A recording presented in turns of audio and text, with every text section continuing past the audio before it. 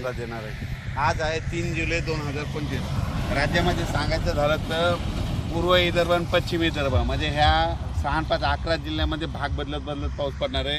त्याच्यानंतर तो पाऊस हिंगोलीकडे येईल काही भागात, त्याच्यानंतर तो परभणीकडे येईल, बीड जिल्ह्यात काही जाईल, जालनाकडे राहील, बुलढाण्याकडे राहील, इकडे जळगावकडे देखील राहणार आहे। पण राज्यात मात्र सध्यानं 6 तारखेपर्यंत असाच भाग बदलत पाऊस पडणार आहे म्हणून हा अंदाज लागतो।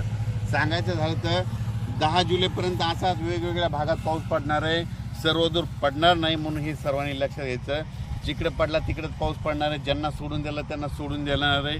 म्हणून जशी शेतीची कामं करायची वेळ असेल तशी तुम्ही शेतीची कामे करून घ्या, कारण की राज्यात असं सध्या तरी सर्वदूरचं वातावरण नाही, फक्त जास्त वरून राज्याची कृपा मात्र नागपूर, वर्धा, भंडारा, यवतमाळ, त्याच्यानंतर अमरावती, अकोला, बुलढाणा, त्यानंतर जळगाव, त्याच्यानंतर इकडं धुळे, नंदुरबार या भागाकडे जरा वरून राज्याची जास्त कृपा आहे। सध्या तरी पाऊस 10 तारखेपर्यंत त्या पट्ट्यामध्येच पडणार आहे आणि त्याच्यानंतर थोडाफार ते पाऊस काय होईल हिंगोलीकडे, नांदेडकडे, त्याच्यानंतर परभणीकडे, त्याच्यानंतर बीड जिल्ह्यात काही भागात, त्याच्यानंतर नगर जिल्ह्याच्या काही भागात, त्याच्यानंतर इकडे संभाजीनगरकडे, जालन्याकडे, बुलढाण्याकडे असा पडणार आहे म्हणून हा अंदाज लक्षात आहे। पण राज्यात तरी सध्या सर्वदूरचं वातावरण नाही, फक्त विखुरलेल्या स्वरूपातच पाऊस पडणार आहे, भाग बदलतच पडणार आहे, सर्वदूरचा सध्या पाऊस नाही।